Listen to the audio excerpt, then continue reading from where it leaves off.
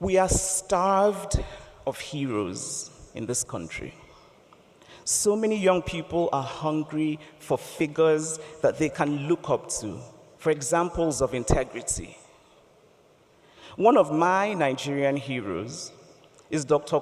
Dora Akunyili, the late, may she rest in peace, may she continue to rest in peace, the late former Director General of NAFDAC, who was also considered troublesome.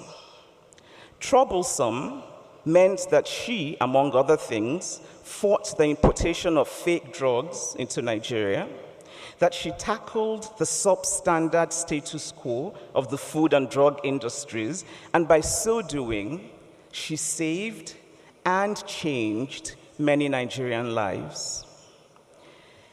The Nigerian legal profession is in a unique position to give us more heroes. Heroes are not angels. Heroes are not perfect human beings. Heroes are beautifully flawed. They believe in trying.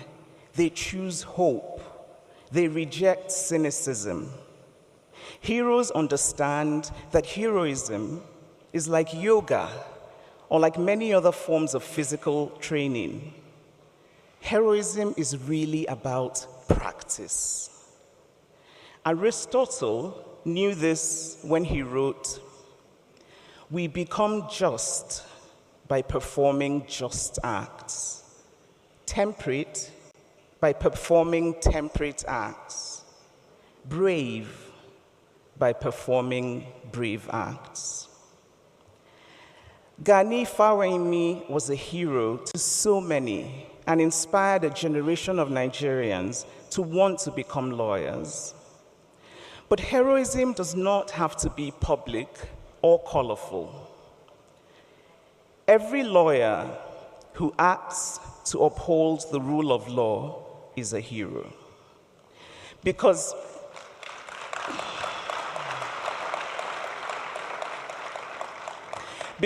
the truth is that this country is in utter disarray. As Igbo people say, Ifa Marokolo, things are not standing well. Life is hard and getting harder for a vast majority of Nigerians. We must save the soul of our nation. And we cannot save the soul of our nation without the rule of law. We are blighted by insecurity all over this country. From Anambra State, my home state, where people are worried about holding traditional marriage ceremonies, to Kaduna State, where people are reluctant to be out on the roads. But insecurity is really a fundamental problem of the failure of the rule of law. It can sometimes seem hopeless.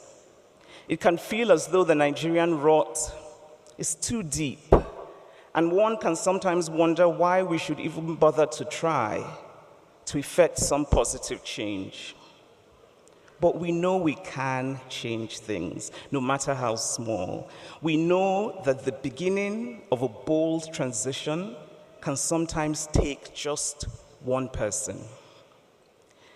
The digitization of law records in some parts of Nigeria, too few parts of Nigeria, have often been because of the decision of one person and has resulted in massive benefits for many people.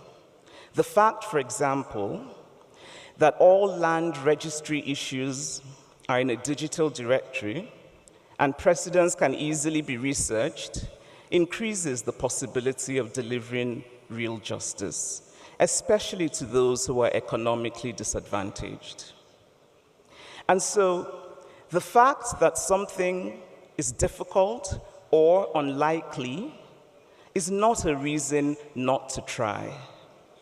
As the Swiss poet Hermann Hesse wrote, so that the possible can come into being, the impossible has to be attempted again and again. A bold transition cannot begin with the premise of pessimism. It must embrace audacity, the audacity of being both troublesome and innovative. I have had the distinct pleasure of being called troublesome. And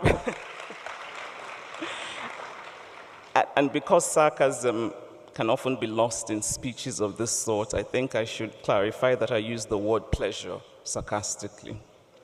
Because, of course, it is never enjoyable to be called troublesome or controversial or provocative.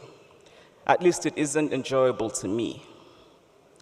I have never set out to provoke for the sake of provoking, because not only do I think that it is quite a juvenile way of being in the world, but it isn't my nature.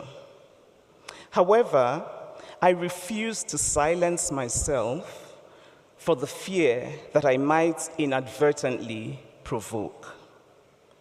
What guides me in general is never the question, will this attract criticism? But rather, the question, is this true?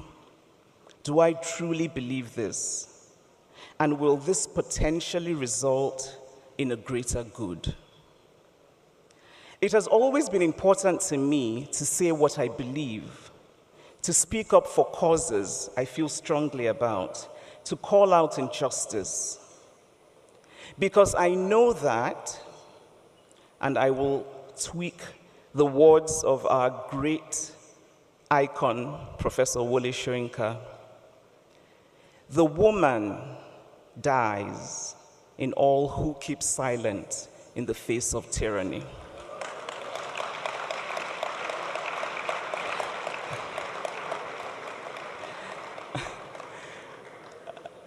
And I think I'd like to pause here to acknowledge that the great Professor Wole Soyinka is himself a wonderful example of troublesome. But it is time for us Nigerians to have a broader and more nuanced view of tyranny. The government does not have a monopoly, and a cursed monopoly it would be, on tyranny. Federal and state security forces dragging a journalist to prison, as continues to happen in this country, is tyranny. That journalist ill-treating his domestic worker is also tyranny. The disproportionate police targeting and murder of young men is tyranny. And the rape of women and girls by young men is also tyranny. Cultural norms that deny the right of property ownership to women is tyranny. It is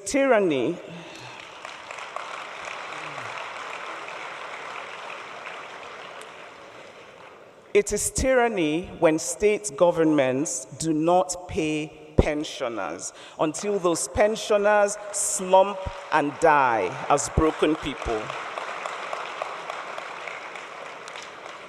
The physical harassment of lawyers and some judges is tyranny. And